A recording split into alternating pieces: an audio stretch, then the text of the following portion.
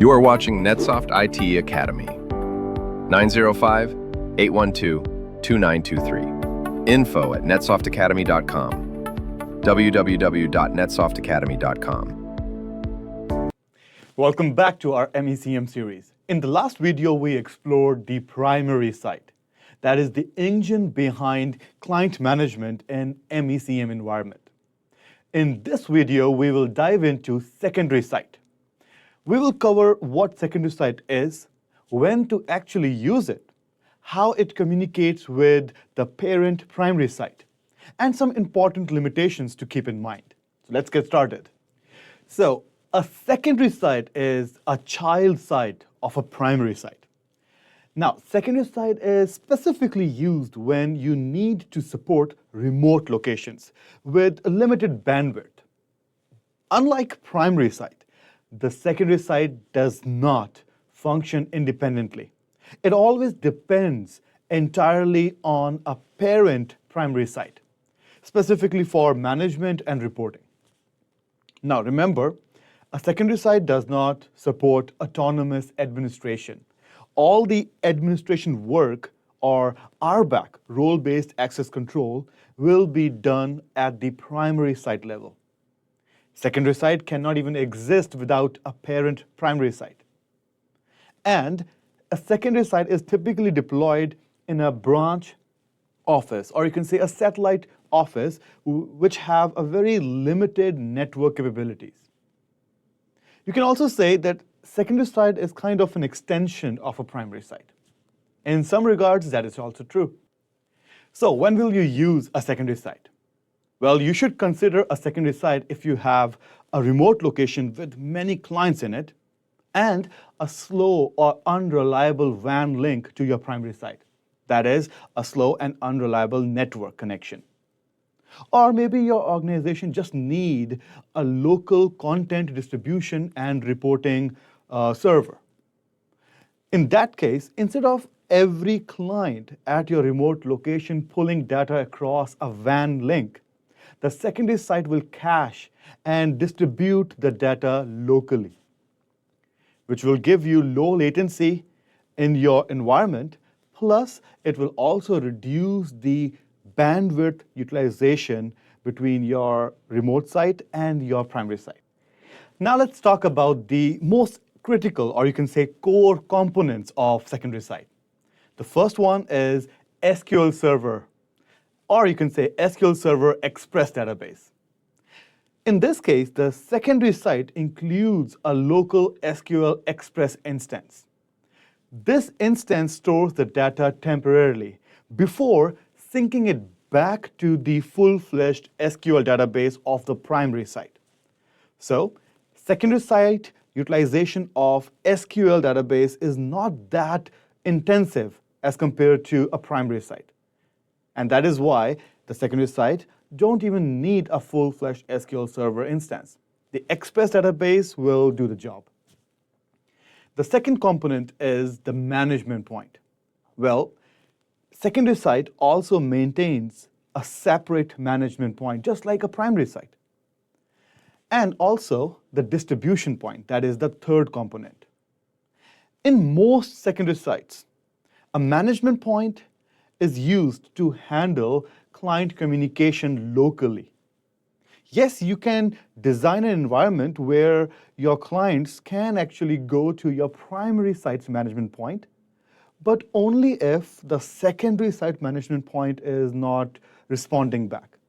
But in a very healthy and stable environment, the clients in your secondary site region will go to the management point of the secondary site. And the distribution point will serve application and content without WAN usage. Well, this setup allows clients to function efficiently even when your WAN link is slow or, let's say, interrupted temporarily. Remember, the connection cannot go down permanently. You still have to sync your primary site and your secondary site. But if there are some downtime, it's not a big deal. All the latest policies are already synced to your secondary site, and the clients will adhere to those policies. Yes, if you are pushing new policies and the link is down, in that case, your secondary site clients might not get the latest policy. So now you know about CAS, primary site, and secondary site. Let's look at the data flow between a secondary site and a primary site. Forget about CAS right now. So here, all the data collected at the secondary site level, that is the branch office, let's say, and the data such as client inventory, software metering information, or status messages, all this data is replicated upstream to the primary site. Now, this replication uses file-based and even database replication, which is optimized to use as low of the bandwidth as possible. So, remember, the data originating from the client, because there is actually an agent installed on the machines, right? So data is originating over there. It flows to the secondary site of the branch office. Now, at a particular time, the secondary site will push this data to the primary site. On the other hand, if you want to push any policies or content, well, that will be created on the primary site. Then the primary site will sync it to the secondary site, and then the secondary site will push it to all the clients. Now, how will you deploy a secondary site? Well, you deploy a secondary site from the MECM console as a child of a specific primary site. You cannot deploy a secondary site specifically as a standalone site. Not possible. You always need a parent primary site first. Yes, that primary site can in turn have a CAS on top, or it can be a standalone primary site. But a standalone secondary site is not possible. Now, when you deploy a secondary site, it also uses methods of file replication for content, SQL replication for database synchronization. Plus, it also has capabilities of bandwidth throttling and scheduling to avoid network congestion. This is actually inherited from your primary site as well. So a secondary site are quite helpful in the right scenario. But there are some limitations though.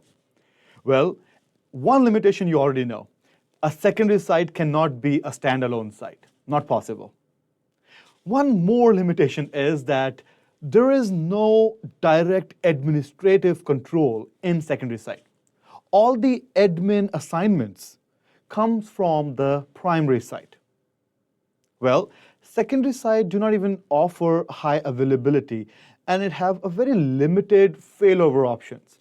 So for higher fault tolerance, secondary site cannot give you as many options as a primary site.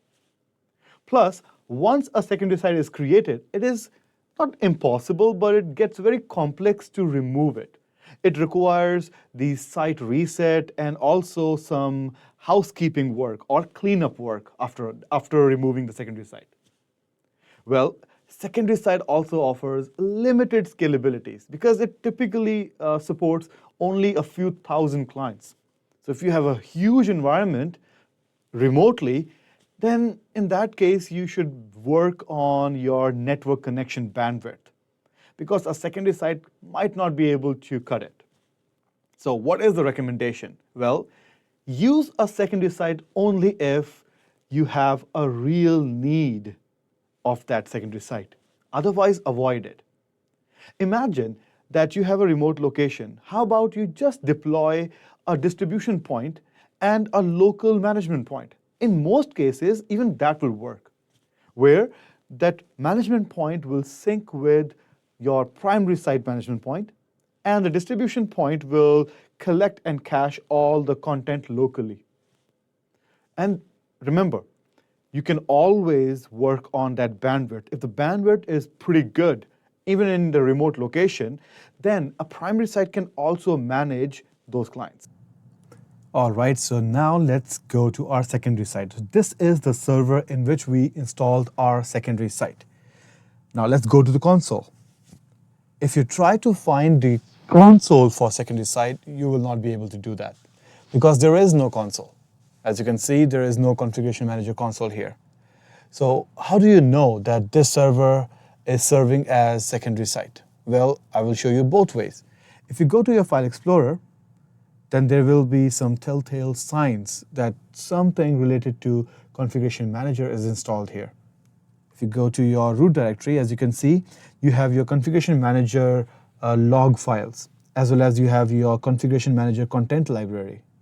If you go to your program files, again, Microsoft Configuration Manager, where all the Config Manager settings and services are stored. But where is the console? Well, the answer is there is no console. You have to use secondary site from primary site. Secondary site is just an extension of the primary site. Without primary site, secondary site cannot even exist. So if you go to primary site, then you go to your administration and click on site. This is where you will find your secondary site here. If you want to add more roles on that server, which we saw over here, you do it from this secondary site. You click here, add site system role. Then you select the role you want to add. You cannot add many roles because secondary site have very, restrictive approach. There are not many roles secondary site can perform. So I can add state migration point, let's say, and you click next, and it will be installed on this server, the secondary site server. Plus, you can also check all the roles which are already installed. Yeah, these are the roles which are already installed. So secondary site do have a management point and a separate distribution point as well. Now, if you want to, let's say, push an application or anything from secondary site, basically you will do it from your primary site. Now let's go to, for example, let's go to software library and let's go to application. Let's select any random application here. How about Word Viewer or Chrome, because this is not deployed to anything. You right click and click on deploy. Okay, you select where you want to deploy it. For example, I want to deploy it to Toronto computers. This is just an example. This is where you will select your distribution point. So now if I select my distribution point in the secondary site, then this content will be saved on the secondary site server. And click OK, so it will be distributed there. And purpose required, let's say, install, click next, then next, and then it will be deployed. I don't want to deploy it right now. We'll do it later. And that's it. This is your secondary site. So imagine a server which is silently working for a primary site.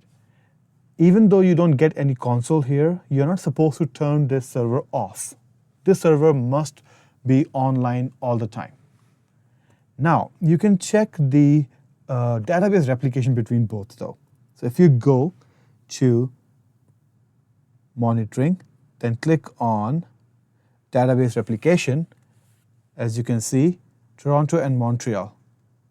This is your secondary site and primary site database replication sync. So the parent site, yeah, everything is all okay. This is your child site, this is your secondary site. Yeah, every single policy, settings, everything is synced properly. This means that the primary site must have SQL Server, and the answer is yes, we do have SQL Server, as well as secondary site should also have SQL Server here.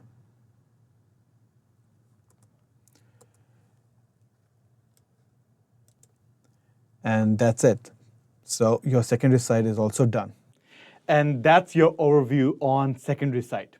You now know when to use one, how it actually works with the primary site, and what limitations to consider. In the next video, we will focus on the MECM client, how it gets installed, how it actually communicates, and what roles it plays in managing the end devices. If you found this video helpful, please don't forget to like and subscribe, and leave your comments in the comments section. If you have any questions, put it there. I would love to answer those. Take care. Thank you for watching NetSoft IT Academy. 905-812-2923. info@netsoftatacademy.com. www.netsoftatacademy.com.